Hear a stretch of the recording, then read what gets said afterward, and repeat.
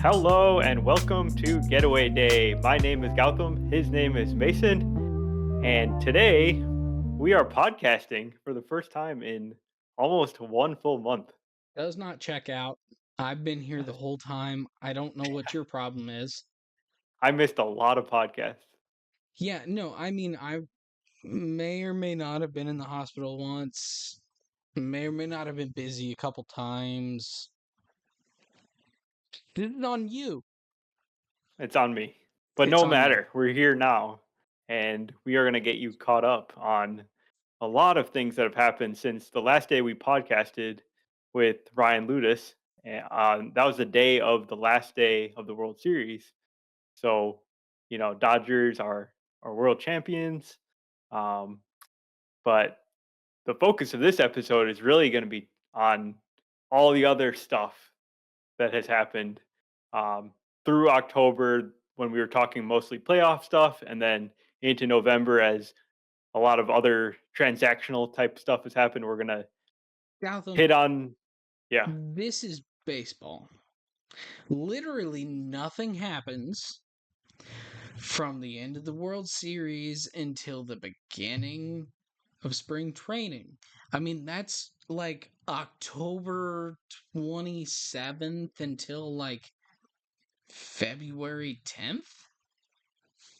What could have possibly happened? Oh, let's just get started and find out. Um, I don't trust you. There's nothing we're going to talk about tonight. Probably not. Yeah. I mean, we're just making stuff up to fill the off season time. Seems like us. That's what this podcast is. Yeah. All right, what do you got? Okay. So we got to start with some sad news first. Pete Rose and Fernando Valenzuela both passed away in the month of October, and those are two key figures in baseball history.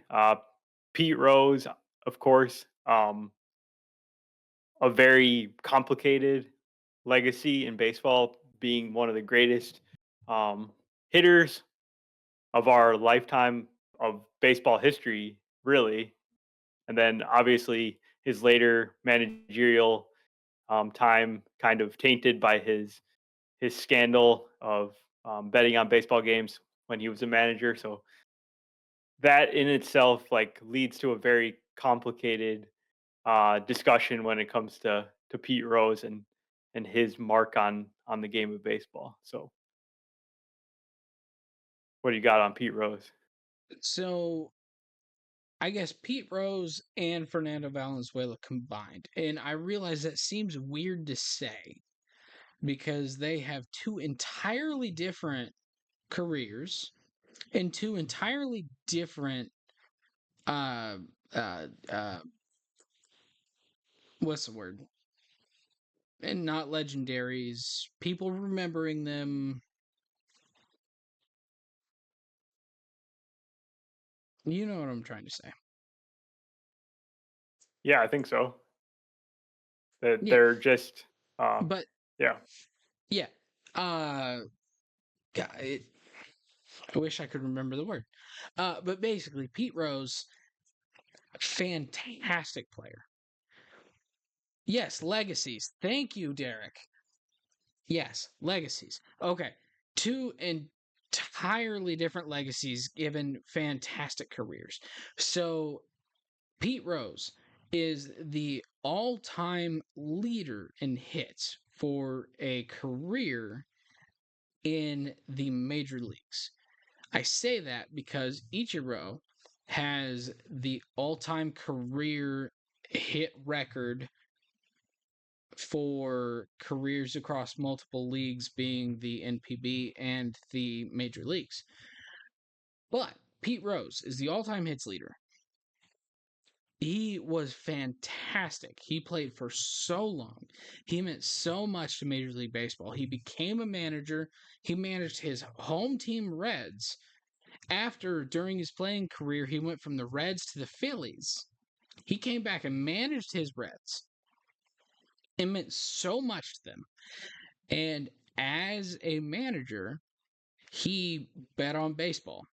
something that a couple of months ago you and I talked about very much in depth with who was it? Was it Sal Frank Yeah, and the big guy was Tucapita Marcano, who got the Tucapita Marcano lifetime and a ban. couple of other players? And it was a big deal because you do not bet on baseball. This is something that has always been the case. It has always been the rule. Since 1919, when the Chicago White Sox threw the World Series to the Cincinnati Reds, which was proven, but has since been proven that a few specific players were not involved. But that's not the important part.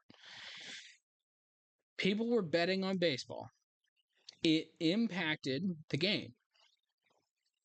They were thrown out. The White Sox then lost the World Series because they threw it, so the Reds got it. Sure, whatever, blah, blah, blah, blah, blah. 50, 60 years later, Pete Rose was betting on his own team to win. He was caught. He was thrown out of the game, told that he's never going to be a part of the Hall of Fame, and a whole bunch of stuff. He's still not in the Hall of Fame. But now, Pete Rose is not with us anymore. So, Gautam, does that matter? Does it change your mind? Um, well, my take is always that he probably should be in the Hall of Fame, despite his transgressions on baseball's number one rule, because of his impact on the game. And he's like our parents' generation. He's like the favorite player for so many people of that generation that got to see him play. I mean, maybe their opinions changed with the betting, but um, you can't discount what he meant to an entire generation, multiple generations, really, of baseball fans. And I don't think that's actually gonna change.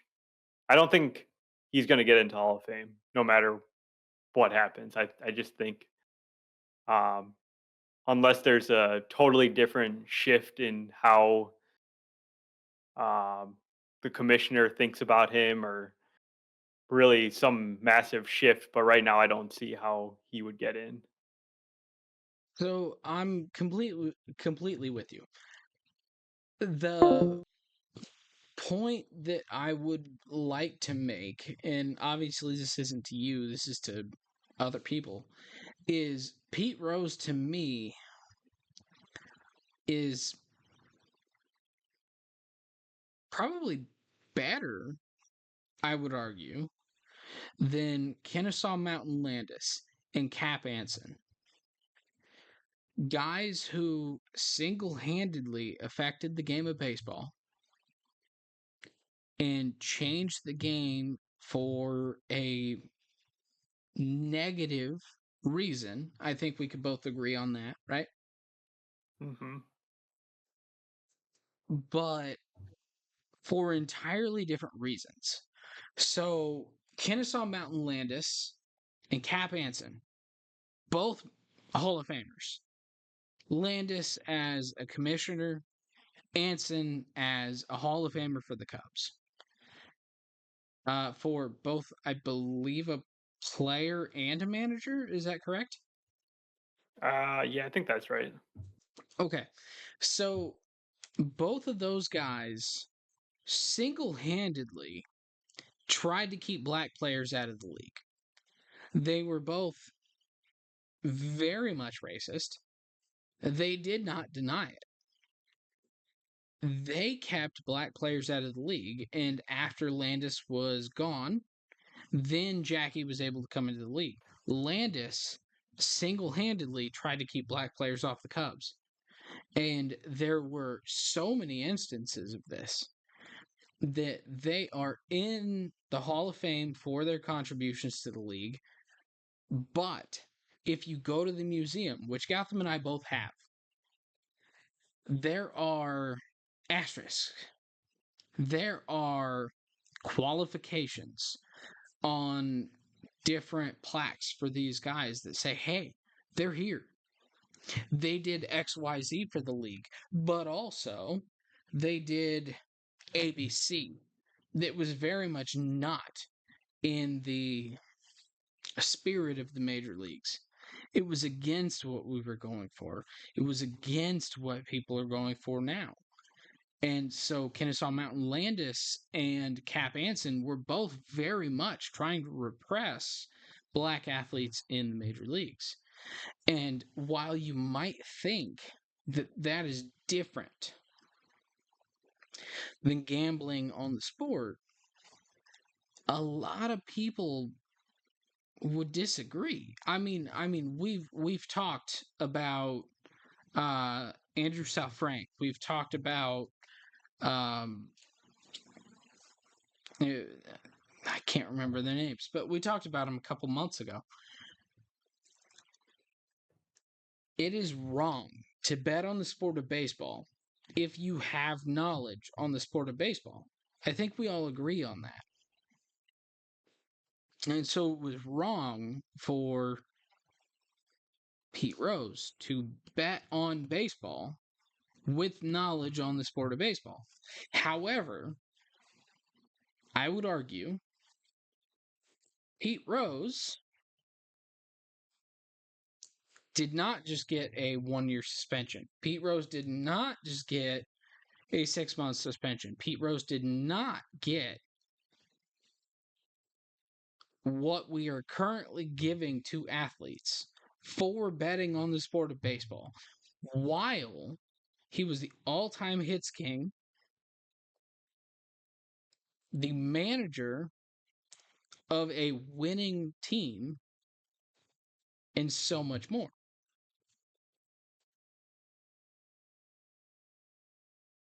What are your thoughts, Gotham? Yeah, I think the difference from those early baseball figures were that they were already into the Hall of Fame before people realized, or there was more public backlash against their mentalities. With Pete Rose, it's like everybody knows, like it's too late. It's, I don't know. People are not going to lessen their stance on him. I don't think. Yeah. But yeah, Yeah. um, He's one of those guys that you already have your opinion on him, and a lot of people are going to say he had more hits than anyone else. Doesn't matter what he did outside of that. He's one of the greatest baseball players of all time. Put him in the Hall of Fame. And to my point, I think I'd say, okay, do it. Also put a big ass asterisk and say what else he did. yeah. I mean, Barry Bonds is represented in the Hall of Fame, is he not? And I'm sure Pete Rose is too, right? He is. Yeah, I mean, you and I walked around it. Like, Pete Rose was represented in the Hall of Fame. He just didn't have a plaque in the hall. Yeah, so maybe that's enough. It is, but people don't realize that. And I think that's maybe where people like you and me, people like all of the different um sports uh not archivists, sports Historians. historians and writers and all this are going wrong is we don't explain thoroughly what the Hall of Fame means. Maybe we need to take a full tour with a camera and show you every single thing in the Hall of Fame. But people who were left out are still in the Hall of Fame. Mark McGwire is in there. Sammy Sosa is in there. Barry Bonds is in there. Pete Rose is in there. But these guys did things that kept them out of the Hall of Plaques. Yeah. Now, it's guys like Kennesaw Mountain Landis and Cap Anson that give people the idea that they should be in the Hall of Plaques because they have plaques, but they also did things that were completely against the idea of Major League Baseball. So, I get it. But at the same time, we're learning as a society. So, what do you want? We could put them in there. I'm very much okay with putting them in there with an asterisk. But how do you determine who gets an asterisk and who does not? And that's where it gets really tricky, right? Because you're making judgment calls, you're making character judgments, and Exactly. You're making that's why it's character easier maybe judgments, to just leave them out of it if they are on the questionable side. which begs the question: do we take them out if they're already in and they're on the questionable side? Yeah, that's another hard one. Yeah. So it's one of those that there's no right or wrong, and I think people don't understand that. There's a character clause, yes, but the character clause also depends on societal standards at the time of the election to the Hall of Fame. Yep. Do steroids count against the character clause? Yes? Okay. Then your Barry Bonds, your Mark McGwire, your Sammy Sosa, your Rafael Palmeiro, your Jose Canseco, they're not going to be in. Fine. But 30 years ago, did we care? Are there guys that are already in? Hey, where do we set the line? And so Yeah. with guys like Pete Rose, how do we decide that betting on baseball as a manager, which admittedly I'm against, I'm like, this is terrible. But from what we can tell, he bet for his team to win, which makes it not much better, but I mean, at least he wasn't throwing the games. Maybe? I don't know. What do you think? No, I don't think that part should be like. I don't think we should let him off the hook just because he bet on his own team. I don't think. I don't want to draw any distinction. Like he bet on baseball. That's. So do we let him in as a player but not as a manager, or how do we deal with this? I don't know. Actually, having this conversation makes me think that he shouldn't be in the Hall of Fame, which is kind of different than my original opinion. I just think um, it's so hard to do strike that balance that you're describing, where you would add an asterisk or something because you're forced to make additional judgments on who gets in and who doesn't. It may be just easier to To leave not them let out, right? leave them out. Yeah. And so that's actually exactly where I was trying to get at is, in my opinion, yes, him, Barry Bonds, Mark McGwire, Sammy Sosa, these are guys that changed the game. These are guys that meant so much to the game. But what they did was directly against the rules of the game. And so now, if we were to sit there and recognize them for the fact that they met these impossible bars and gave them asterisks, well, then we're going to have to do that for every single player that comes after. Like, that's why we're not giving these guys the credit that they maybe deserve. because we don't know if they deserve it. Did Mark McGwire really hit 70 home runs in that season because he was capable of hitting 70 home runs? I don't know.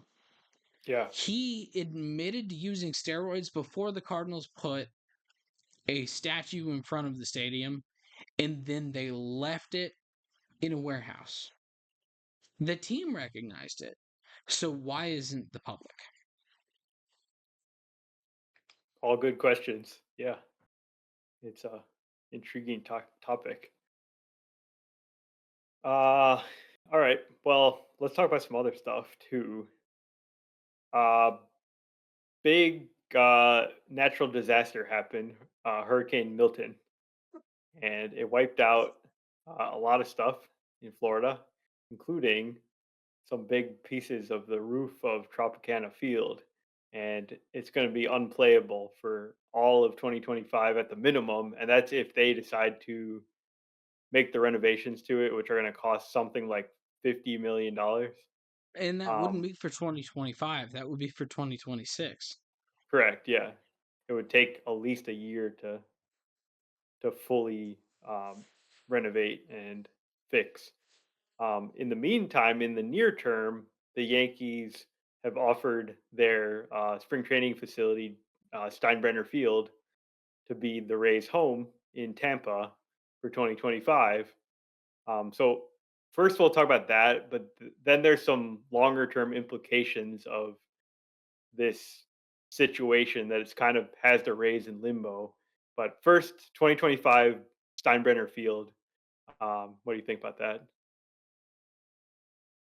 So I don't know much about Steinbrenner Field as a stadium itself. And I'm maybe lucky to be able to say that as a fan of the major leagues. I mean, the fact that we have not had to have teams play in AAA stadiums, just I kind of guess goes to the fact that we've been able to have a very stable major league environment over the last, I don't know, how long have I been alive? 29 years? It's been at least that. I mean, that we've had a stable environment where there's been kind of one stadium per team. I think the Blue Jays are maybe the first team that I've seen that have played in multiple stadiums per year, playing in Dunedin and playing in Toronto both. So I don't know. It's a little bit of a weird situation. I playing in Steinbrenner Field, I get it. It makes sense. You're playing close to where your home is for your franchise. You have been subject to a natural disaster that you had no kind of predisposition to. So, yeah, I get it. But not everyone thinks that way. Yeah, it is going to be funny to see George Steinbrenner statue outside the ballpark. I think the Rays are going to probably cover up all the Yankee stuff. They're going to have to kind of revamp, retrofit the team store in there, and unfortunately, like they have to play in this small ballpark that has it. Actually, so I was reading that the home clubhouse has been newly renovated, so it's state of the art. It's very good. The road ballpark is actually needing additional renovation that's going to be paid by the Rays because it's not up to major league standards for like a visiting clubhouse. It's very small and um, doesn't really have all the facilities you would have in a typical ballpark, even on the road. Um, I mean, the that other makes sense. thing It's a what, single A, double A stadium? I no, I think it's just a spring training ballpark. Oh, it's just a spring training ballpark. Yeah.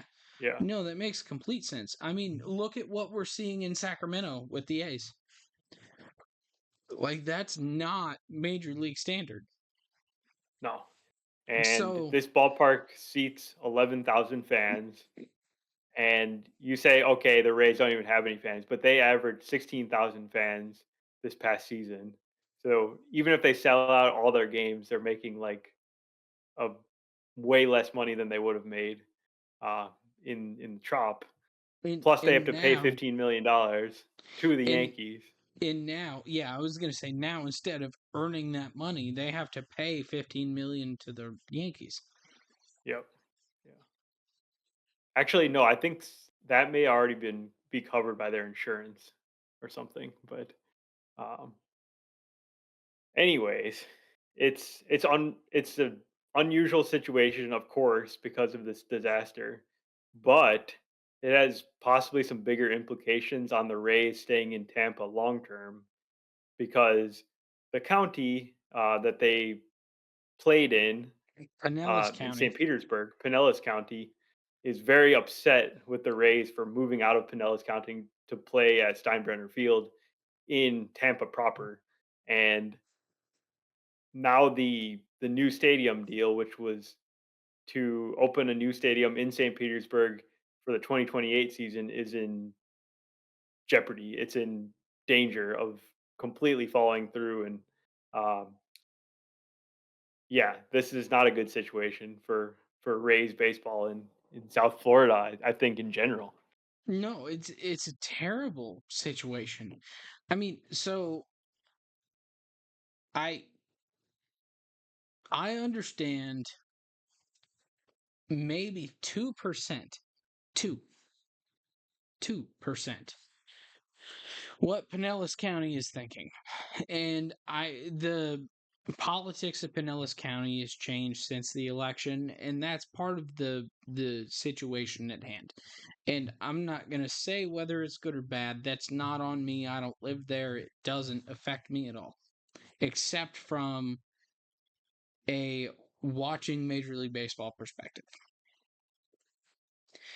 From my watching Major League Baseball perspective, this is a team that has been in Pinellas County since 1998. This is a team that has worked with Pinellas County to create a long term solution to keep them in Pinellas County for at least 30 years. Am I incorrect in thinking that? Yeah, I think that sounds right. Yeah. Okay.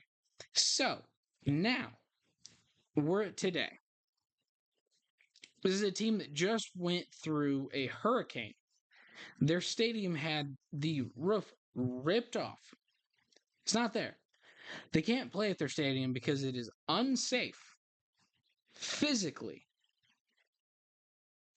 Because whether you think they need a roof or not, there are parts there that are going to fall off if you don't fix it and potentially hurt somebody. So they have to address the situation. If they don't, it's a problem. If they do, it's going to take time. So what do? You're the Rays. You ask for X amount of money, and you don't want to put it in because you're going to build a new stadium within 3 or 4 years with the county that you're trying to negotiate with, right? Okay. And the county is, in theory, not going to want to invest $60 million to repair a roof that they're going to tear down in 3 years, correct? Yeah, exactly. That's the issue. Yeah. So nobody wants to put the money in. So now the county is mad at the team for playing at a stadium that exists in the county that Tampa Bay is in, even though they are in a slightly different county, the one next to it. And they want to take away their funding for the permanent stadium because a team is going to play temporarily in a different county. How does that make sense to you? I know how it makes sense to me, but how does it make sense to you? Well, I think they're playing hardball. I don't know. They want something, and I hope it's just that, and they'll get it resolved. But they're playing like it's in jeopardy. Like there's no chance the stadium could be built for 2028. That it would be pushed back a year, and this and that. But ultimately, they just have to accept the circumstances, or this is not going to end well for the two sides. It's just going to end in the Rays moving. So I'm actually worried that this is not going to end well for the two sides because I've been reading a bit about it. And there are two folks that have been elected to the city board for St. Petersburg, the county Okay. board for Pinellas County, that have been calling into question the stadium deal that was already agreed to. There was a stadium deal Yeah. between the Rays and Pinellas County, between the Rays and St. Petersburg, to build a stadium in the same location as the Trop by 2028 and then develop the entire area to improve Pinellas County. And there are a couple of people who have recently been elected to the board who have now called into question the entire deal. And I don't know the entire situation. I don't know if they're right or wrong. I just know that the situation has changed between when it was agreed to and now. And it maybe is worth looking into a little bit more for people who have a legal background. I don't know what's going to happen. I'm just kind of waiting on someone to tell me. Yeah, yeah. We're definitely going to be monitoring this one for a little bit. I don't think it's going to be, decided anytime super soon. Um, but for now, Rays are in Tampa and they're going to play at Steinbrenner Field, and we'll see what happens. Okay. Gotham, this is going to be a first time I ever do this in a little bit of an awkward situation, but I'm going to go use the restroom. All right. So I'm going to keep please talking hold. here. We will have T-Rad edit this out. Okay. I apologize to everyone who isn't Gotham that doesn't know. Is my phone really playing music right now? I think my laptop is playing music right now. It is. That was awkward. Okay. I apologize. Yeah, I'll be right back.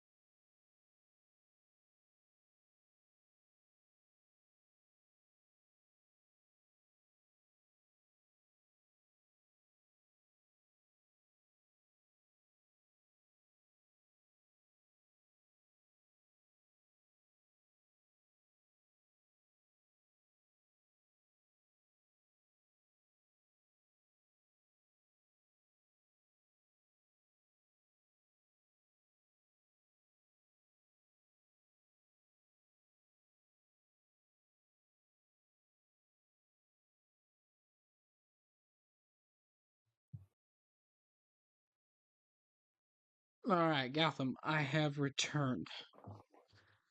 All right. Ready to resume? Sorry, that is maybe the first time that outside influence has ever impacted me during a podcast. You good? Yeah, I'm good. All right. Um, let's continue on here with some discussion of some transactions that have happened. Some minor stuff, some option decisions that players have taken or teams have taken. We'll kind of rapid fire these. Just give me your thoughts on Reese Hoskins back to the Brewers. He picked up his $18 million team option or player option. How old is Reese? He's probably about 30. I think it's a good idea from his perspective. Yeah, I So mean, he's a first definitely. baseman. He's not likely to get a lot of love on the free agent market, and he had a fairly decent season with It the wasn't great. Brewers, It but it honestly wasn't wasn't very great. good. Like he Yeah. wasn't going to get more than his option. So pick it up. Yeah. That was a smart move by him because he was actually coming off a season where he missed the entire season and then he still got a very nice 2-year deal. And it's amazing that he got the deal that he did coming off a season where he didn't even play. I mean, I guess his track record kind of spoke for itself in getting him the deal, I but he mean, didn't play super well. And now he's got the second year to maybe he'll improve with. Is something going on with the stream? It's like flat. All the video is gone. oh, sorry. How about now? Yeah. Yeah. No, he 214, 303, 419 with 26 home runs. So, and that was kind of my point. It was like he was still hitting for power. He's never been good for average. But he's been a great on base machine, and this year, like low 300s OBP is not. I mean, last year was 332. The year before he was Oh, 332. 334. Okay. He's never been like a great on base guy. He just it's one of those that we think that he has. Okay. Um, Blake Snell, after his second half run, is going back to the free agent market. So Snell has a couple of suitors, if I'm not mistaken. I would think so. I mean, he's a very very talented pitcher. Well, there have been a couple teams rumored, and I'm trying to think of who they were. It It was the Red was Sox who? and the Red Sox That sounds correct. and the Dodgers. The Red Sox, yeah, okay. So the Red Sox and the Dodgers, both teams that very much could benefit from a guy who is healthy the entire season. Period. Doesn't matter how he performs outside of that. Healthy the entire season kind of helps, does it not? Well, Blake Snell's not that guy. I don't think. The healthy the entire season guy? No, he's constantly hurt, and he doesn't He's really been pitch a healthy lot the of innings. last 2 years. He was not healthy this year, that's for sure. No, he No, he was missed a bunch terrible of the time beginning of the year because he was not. hurt. No, he was terrible the beginning of the year because he didn't have spring training. And then he was hurt. He had a groin injury and he had some other injuries too. Did he? Yes. Okay, well now I'm looking this up.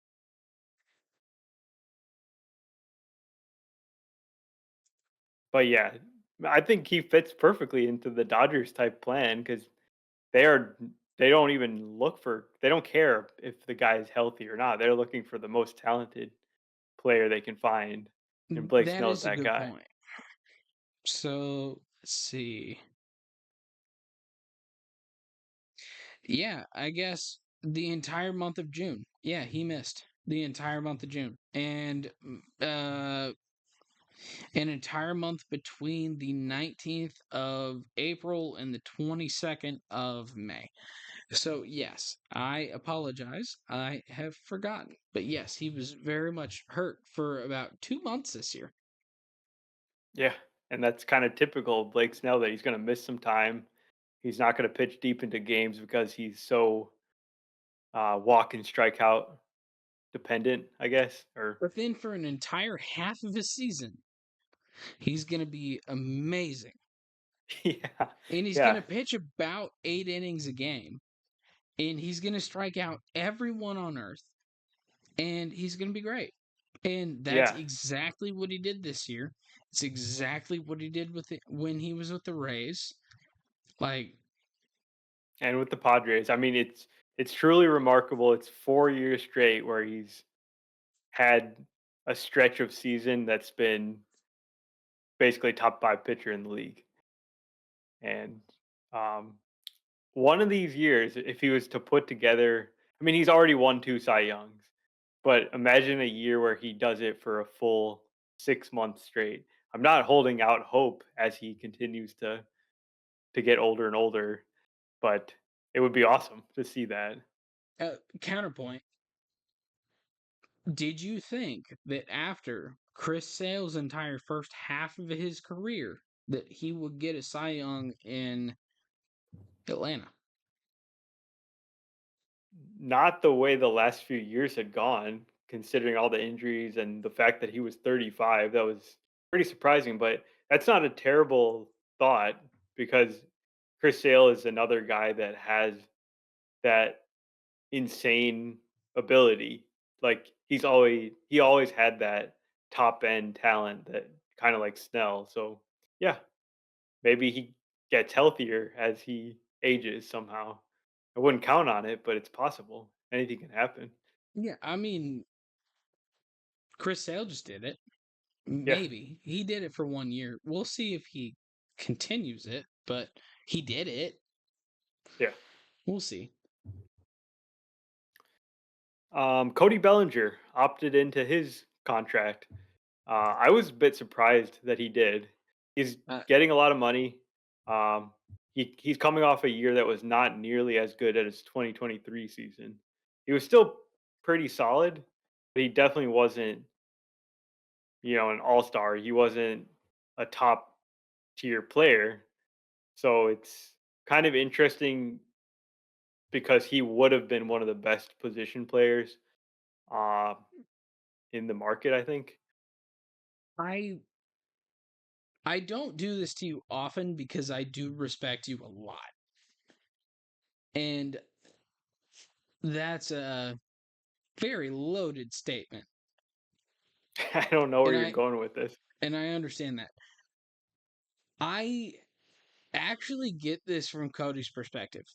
I don't think Cody was that big of an option in this free agent market if he were to opt out. I think he had one good year after having 2, 3 very bad years with the Dodgers. Yes, he has a very high ceiling. He showed it having a rookie of the year, having an MVP, right? Mhm. He showed it having a great year with the Cubs a year before. But now he kind of had a down year after having a really great year. And it kind of just looks like we've seen the best of him. And so him opting out this year didn't make sense to me. Like, I don't think he was going to get what he has from the Cubs for this season. Yeah. I And the think thing he's about his going to get contract, a lower deal. is that he can do it again next year. If he does bounce back and he has a great year, he can opt out after next season. So, yeah, I get it. I was just a little bit surprised because there was some reporting that made it seem like he was going to opt out. So that's why I was surprised, but I'm not like really shocked or anything that it happened. Honestly, at this point, I don't believe reporting at all. Like, I'm so And maybe this is just a sign of the times. I'm so indoctrinated to reporting that something is going to happen, meaning nothing happens, and meaning that the player is going to do something else. That I'm kind of, right now, I'm not believing anybody who says they know what's going to happen. Give it 2 years, maybe I change my mind. Maybe I find an insider that I truly believe knows what's going to happen before it happens. But right now, I don't see it. I think So then you probably don't want to talk about trade rumors. Uh, Cody Bellinger is a guy it's been reported that he's trying to be moved by the Cubs. Like they want to move him. And I don't see how he would pull a lot of value because of the so. contract. And Does he have a no trade clause? no, Okay, so from that perspective, yes, I believe the Cubs are going to want to trade him. Is he going to be valuable? Is a different question. This is very much a similar conversation to Nolan Arenado. We all saw how Nolan Arenado was in the 2024 season. He wasn't that great at all. He was actually pretty mediocre.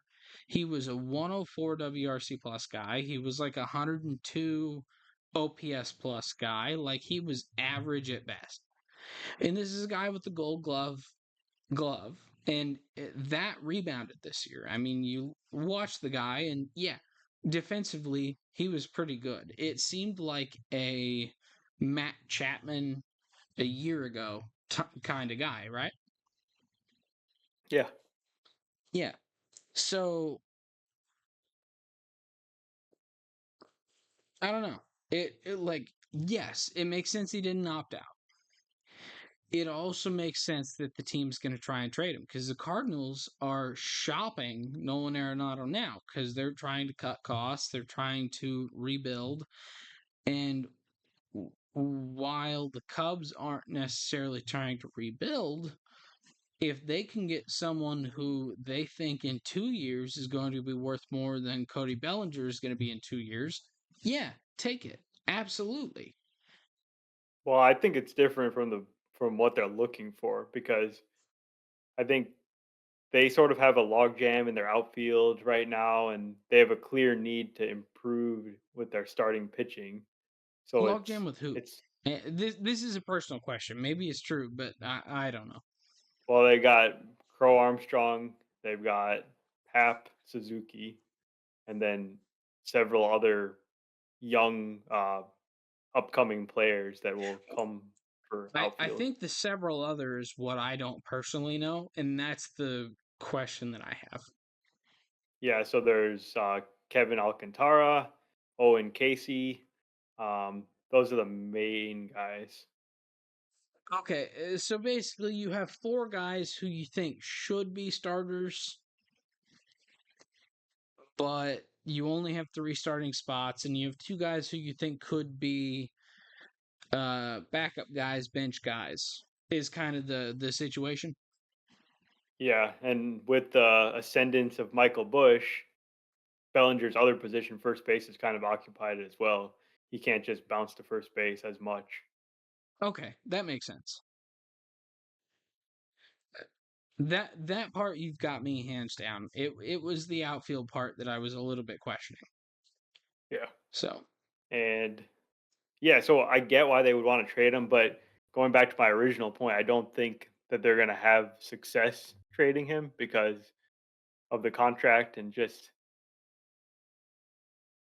why would any team really want to take that on unless they truly believe he's going to get back to being the guy he was in 23?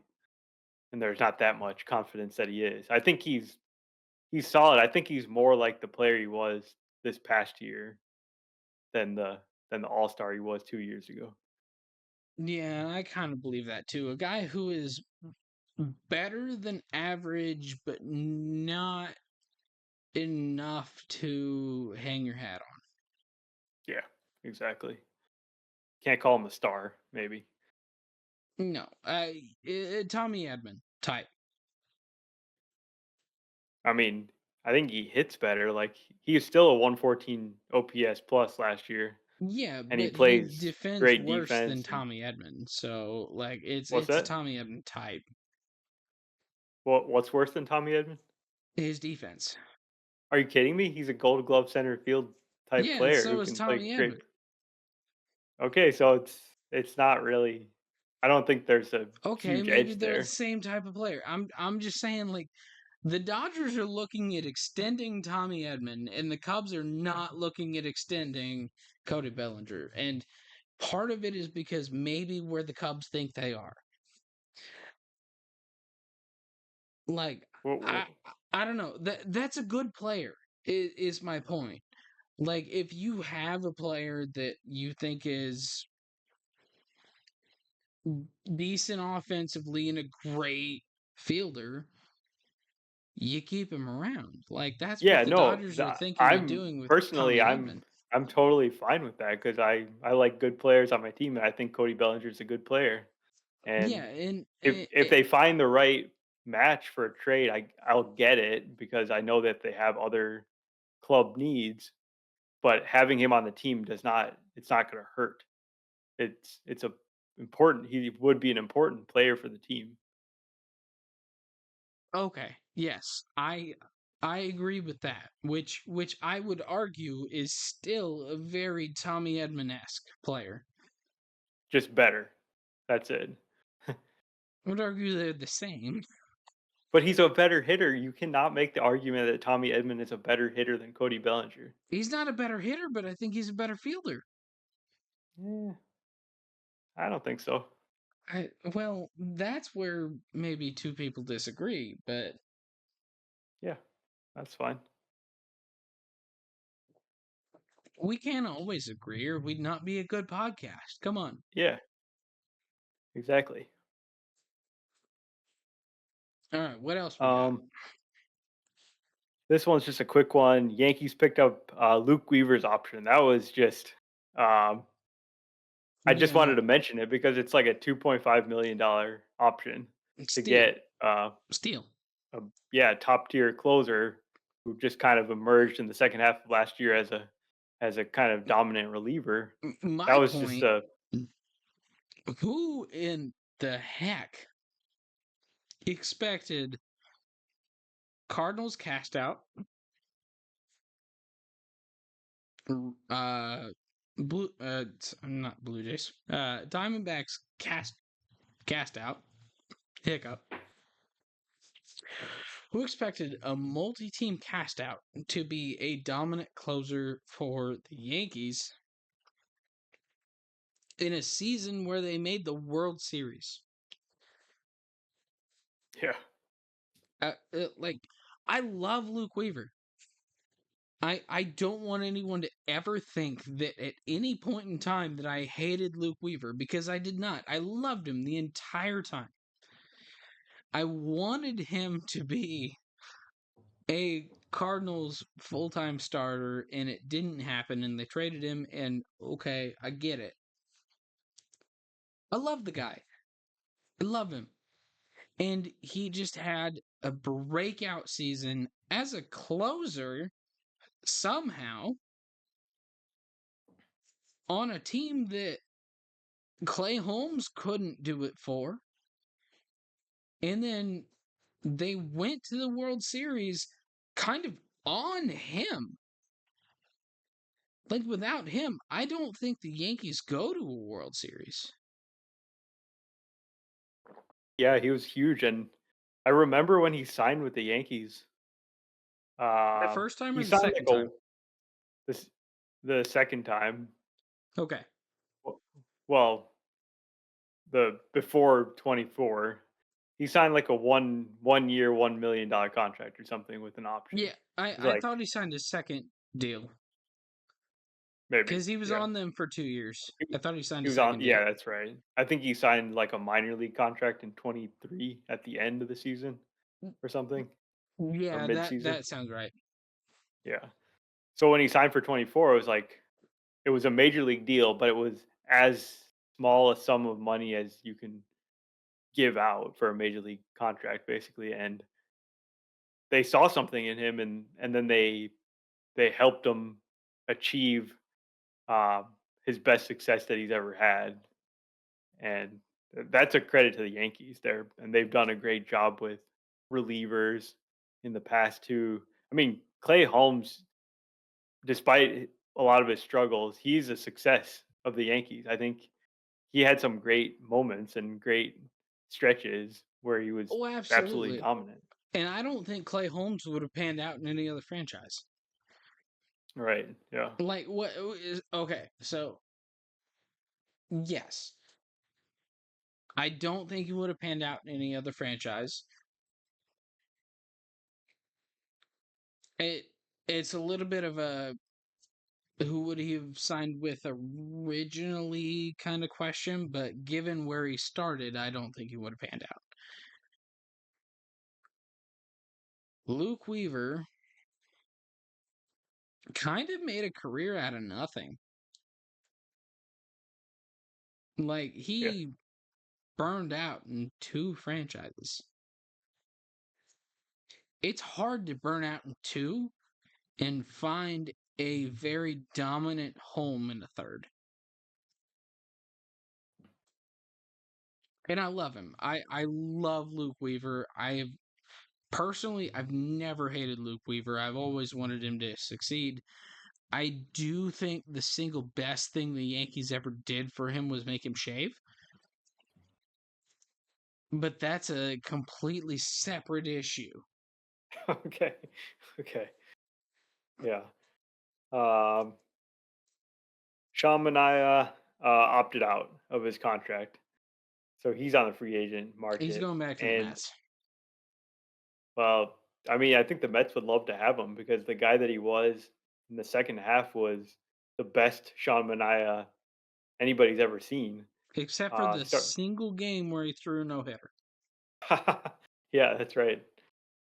But the crazy thing about Sean Manaea is that he's also changed his style of pitching. He used to be more of a finesse pitcher, didn't get a lot of strikeouts. Now he's throwing harder than he ever threw before, even as a 33-year-old.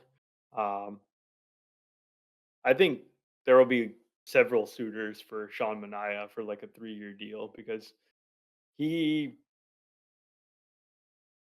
he kind of feels like he could do like a Seth Lugo kind of thing where he just was around for a while and not a super big name pitcher, but then starts gets a better chance to start. And I mean, he has been basically a starter his whole career, but I don't know. He can have a few more good years. Does he have to do a Seth Lugo thing starting with the Mets, though? Can he do it with another team? I think so. Yeah. He can do it with Seth Lugo another didn't. team, or it has to happen with the Mets? No, he can do another team because Seth Lugo didn't do the starting until he left the Mets. Yeah, and he went directly to the Royals. No, he went to the Padres. Oh, wait, hold on.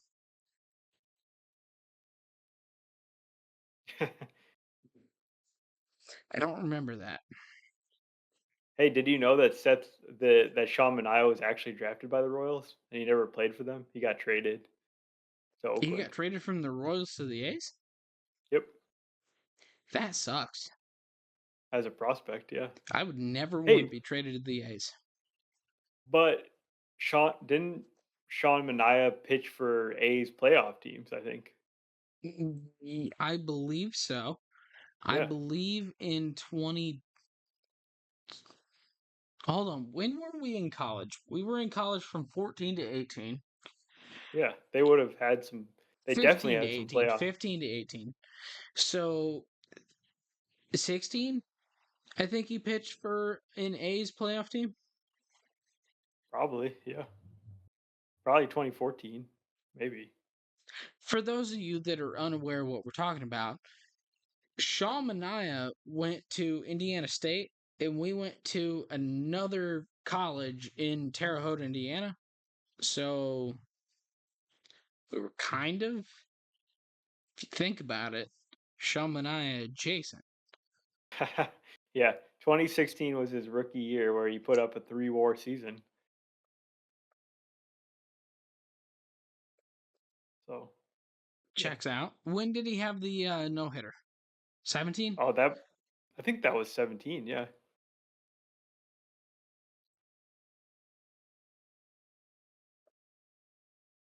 Yeah.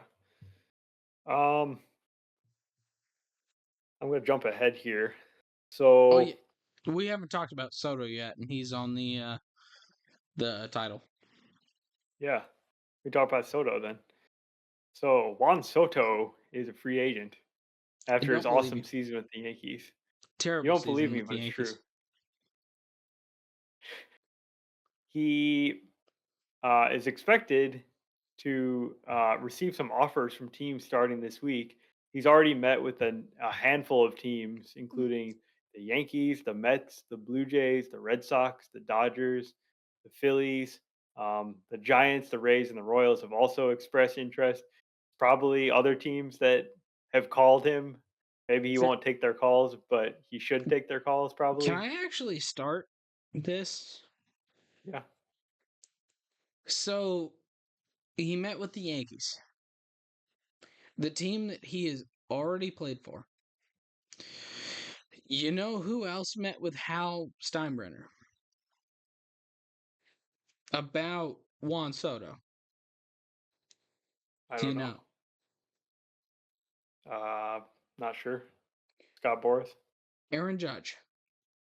Oh, okay. Completely separate from anyone else. Aaron Judge went to Hal Steinbrenner and tried to pitch him on re signing Juan Soto. Which, if you would have told me that 2 months ago, I would have been like, duh. But when I find that a week ago, that sounds like the Yankees don't want to re sign Juan Soto. And I'm very confused. And I I I don't know. I feel like there are other teams, and I have a very specific one in mind that have, I don't know if it's true, but according to rumors, have said that they are willing to go up to a dollar amount that is higher than what Juan Soto was asking. And so, to me, Aaron Judge has stated that he has gone to Hal Steinbrenner to sell him on bringing back a guy. A guy that Hal Steinbrenner should have, without Aaron Judge being involved, been like, this is a guy who's going to change our franchise. We're going to sign him. If Aaron Judge has to go to you for a guy that's already on your team, that's also going to change the outlook of the future of your franchise, makes me seem like you're not in. What are your thoughts? Yeah, I think um, the Yankees under the Hal Steinbrenner era have been a lot more rational with their spending. They they're not blowing other teams out of the water for the most part. I mean, they do have a high payroll, but they also can support it because they make a lot of money. They Uh, so, went big for Judge. so I want to question what you mean by rational. Um, Rational to whom? Rational to themselves, obviously. Rational to themselves, I don't think they're matching. Oh, what do you mean matching? Rational to themselves, I think they outpace every team in the major leagues because they can. I'm a bit confused, Rational but to themselves, I think they are going to hands down win Juan Soto just by money. Rational to themselves, I don't think any team in the major leagues should ever win a World Series. unless by accident. Yeah, I guess that's I my mean, point. I think I I agree. think Like the in free uh, agency, you have to go beyond your comfort point to sign big free agents. That's how it's played. You're not going to win if you make the what your algorithm says you should offer. If that's your final offer, you're probably going to lose. well, I agree, and I think that's where maybe our definition of maybe rational is different. Because for the Yankees, maybe I'm still basing rational on uh Daddy Steinbrenner, George Steinbrenner. Yeah, and I think I was making that point too that they were not going to be outbid by other franchises. They would always be the highest bidder. You don't think they're going to be outbid? I think they easily could get outbid. The Mets exist. Well, I guess I'm misunderstanding what you're saying here. I'm saying that they easily could lose out on Soto because they won't be willing to do what other teams may be willing to do. Well, okay, so yes, under George Steinbrenner, they would be willing to go above and beyond anybody else. Right. Under Hal, they are not willing to go above and beyond everybody else. They're willing to go above and beyond 20 out of 30. Yeah, probably more than that. I just think that they're not way above any other team like they were in the previous generation because there's other teams that are now spending in the same realm as them on the big free agents. Agree, there are other teams that are there, but for Soto, like for Juan Soto, a guy who is Ted Williams, not Ted Williams esque, Ted Williams in modern day money, what would Gautham pay? I would pay I would break the AAV record to sign Juan Soto. I would give him like $50 million a year. Okay, so let me start it with this. Juan Soto is asking for $45 million a year for 12 to 14 years. So that's $630 million for 14 years at the max. What would you be willing to give him? I think that sounds about right. You don't think 700? No, I don't think so. I'd give 700 easily. Okay. All right. And I'm not trying to fault you, but my point is that Hal is not going to go anywhere near that. Oh, okay. That's where you are. Yeah. No, like I get it for you. Like, yeah, absolutely. If he's asking for 730, let's go 730. There have been rumors that Steve Cohen and the Mets might go 6.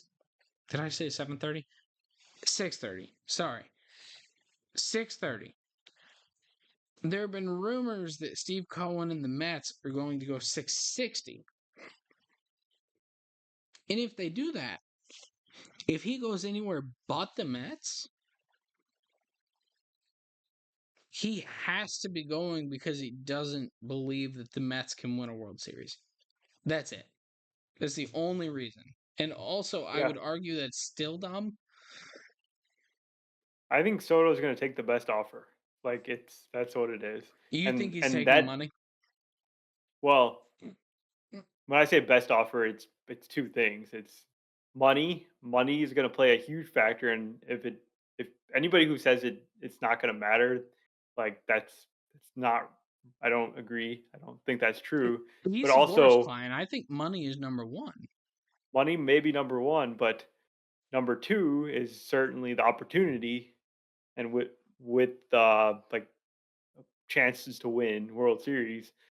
I think both the Mets and the Yankees offer that opportunity. You think So the Mets I think do offer that? I don't see why not. Look at them. They've got an owner willing to spend.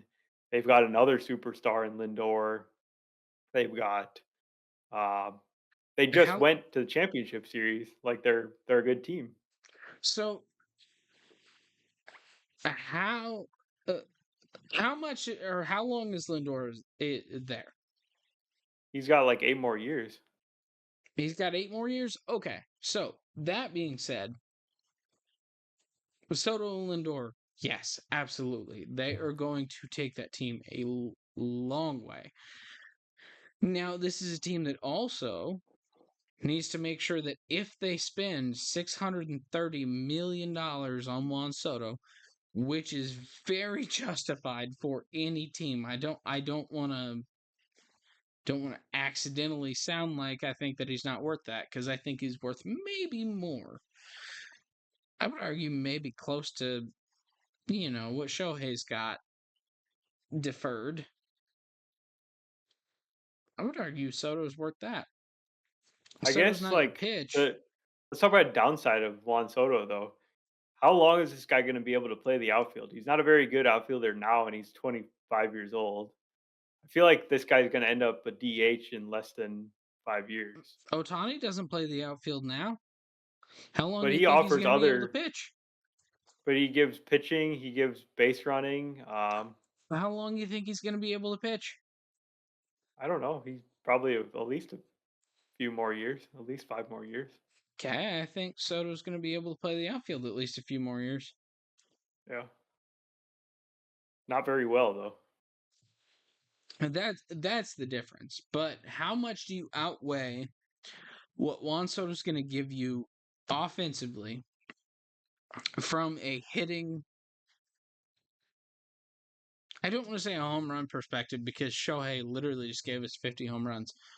And you would still take Shohei over Soto, I think, as an offensive player too. I It's hard to argue for Soto there. Like I get that he's well, great, but so my argument is yes, but also, and this is gonna sound stupid coming from a guy who freaking loves Shohei Ohtani and never wants anyone to say anything bad about Shohei Ohtani ever. And if they do, I will fight them. So I want to preface this with that. Is that okay? okay. Juan Soto, I trust from an offensive perspective, uh, from a hitting perspective, way more. Because he's not going to accidentally tear his UCL pitching. He's not going to accidentally hurt himself throwing to first base, trying to get a guy out at first. Soto is a lot safer from the perspective of 2014 baseball. And to me, that's kind of important. Like, I don't think there's anyone but Shohei who's going to be able to do what Shohei does. He's weird. He's a unicorn. That's never going to happen again for another 80 years. We haven't seen it since Babe Ruth until Shohei. We're not going to see it again for at least half of whatever that time frame was. So 40 years. Okay, cool. So don't look at Juan Soto from the same perspective that you're looking at Shohei Ohtani. Don't look at anybody from the same perspective that you're looking at Shohei Ohtani. Juan Soto is worth every bit of what Shohei Ohtani is from an offensive standpoint.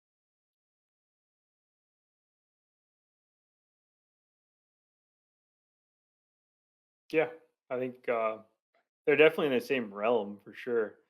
I just think that, yeah, I mean, maybe some of these factors cancel out because you've got four more uh, age 20, like 20s years for Soto than you had with Otani. You have, yeah, less injury risk. I get all those things, but Yeah, I, I, uh, I mean, I get where you're starting from, but as much as people want to compare the two, it's not reasonable. yeah, no, I don't think they should be compared. Nobody should be compared to Shohei. He's a special case. And actually, Soto is his own special case because there's no Well, comps to this. You can compare maybe I think a better place to look is like Machado and Harper, young free agents that hit the market like at a very, very young age. He's more I in, would argue in they're that. not that great of a comparison. I mean, you got to start somewhere, right? You got to Like, start there, but I would argue that Soto is maybe not infinitely better, but he's multiple times better than either of those guys. yeah, I guess. So how do you value what their contract is going to be worth versus what you think their value compared to those guys is?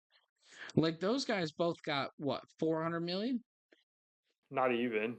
Uh, Bryce got 350? 325 million or something for his long 13-year deal. Machado got 300 million for 10 years, I think. And that was 2 or 3 years ago, and now you're comparing It him to was Juan 5 years Soto. ago. Was Yeah, how many? it was like 5 or 6 years ago now. 5 or 6 years ago, and now you're comparing him to Juan Soto, who, Yeah, so you got to factor in the inflation and the fact that yeah, Soto is the better player than Harper or Machado. yeah, so I But I feel just like think that 700 is not unreasonable. is that where you think it's actually going to end? Whatever you think may be reasonable. What's the market going to pay for I Juan think Soto? 650. Yeah, that seems reasonable. Like, I think it's going to be a But little but less wait, than but Shohei, hold and on, I think six it's going fifty to be for infinitely more than anyone else.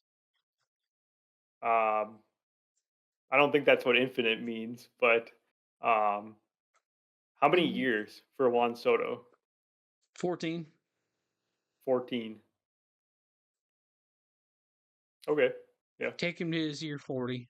It'll be his last team unless they trade him, and they won't because he won't let him. Yeah. Yeah, I don't know. He's a weird guy. I, talk to him, maybe he's a normal guy, but he's a weird situation. And I mean, he's got a little brother, and his little brother is going to be nothing near him. Like, there's no comp to Juan Soto other than Ted Williams. And what would you give Ted Williams in 2024? Almost 2025. I don't know. Exactly. He'd be pretty old. I probably wouldn't give him much. Okay, imagine he's 26. What would you give him? I don't know if he could hit Exactly. in this environment. Who knows? Maybe Ted Williams would suck in today's game. Well, okay. Well, you're being too real. Fine. All right. What else you got for me? We're at about an hour and 20, Yeah. including the time that I had to go to pee. Okay, well, let's just do one more topic because this is a good one. Terry Francona is back out of retirement after was it just 1 year? Yeah, it was 1 year off. Yeah, it was just 1 year. And dude, what? Huh? Yeah, it's like what, but it's also if you know anything about Terry Francona, It's also the perfect baseball situation. managing baseball managing is the man's life. Like he lives and breathes it. Um, and yes, agreed. This is the absolute perfect hire by the Reds. Also, Gotham, let's fast forward a month and a half from when this happened. Brady Singer on a What? Terry Francona team. Yeah. What? Wait, I don't get it. What am I missing? I feel like he's like the perfect guy on a Terry Francona team. Oh, yeah. Like, this happened 3 days ago, and Terry Francona got hired like a month and a half ago. And yes, they lost Jonathan India. They lost Joey Weimer. Joey Weimer, who was from the Brewers originally, I believe. Yeah. Sure, whatever. Uh, India was a really good player. Francona is coming into a Reds team that already had uh Nick Lodolo. They had Hunter Green. They had a couple of good offensive guys in Spencer Steer. They had Tyler Stevenson. Who else they have? Ellie. Ellie. I was gonna say TJ Friedel. I don't know why I was gonna go You're TJ Friedel ranting the before Ellie, but you're sure, naming the whatever. randos. You're forgetting about Ellie and Matt McLean coming back and Noel V. Marte and all these young Well, players. Noel B, I don't trust him after the whole, you know, performance enhancing drugs thing. Yeah, yeah. But Francona is going to do some great work with this Reds team that has really underperformed the last year. I would say they were a big disappointment this past year. Oh, From a absolutely. I would argue the last 2 years they were a disappointment. This is a team that yeah, should have been good. They should have been the cream of the crop in the NL Central. And somehow the Brewers, especially this year without Craig Counsell, came in and they had pitching rotation that was basically made out of nothing. like straw and paper. Yeah, exactly. Like they had some good players on the offense for the first time in years, but defensively, pitching wise, nothing.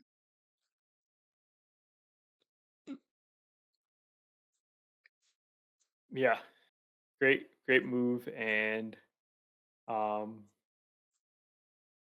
I don't know. It'll be interesting to see how things change for the Reds. See if it's going to be interesting because if the Reds do get good, it's not going to be solely due to Francona. It's going to be because players take time to develop and things like that. But Francona is going to get all the credit, and he's also going to like earn a good bit of that because he would have done a lot to make it happen.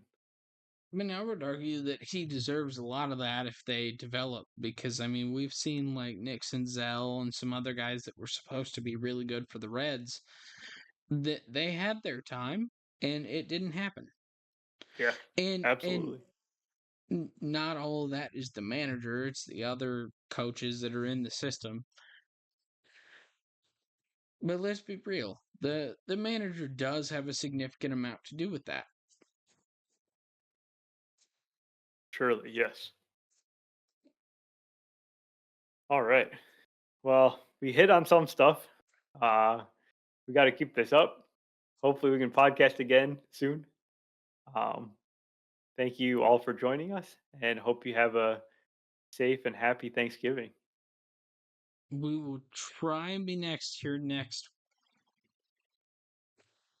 try and be here next week. Sunday might be hard, but we will see when we can get here. Thank you very much. If you enjoy the podcast, please subscribe on your favorite podcasting app or YouTube to make sure you don't miss any future episodes. Join the conversation on Facebook, Twitter, Instagram, and TikTok at Getaway Day Pod. If you enjoy card collecting, check out our sister YouTube channel at Getaway Day Cards.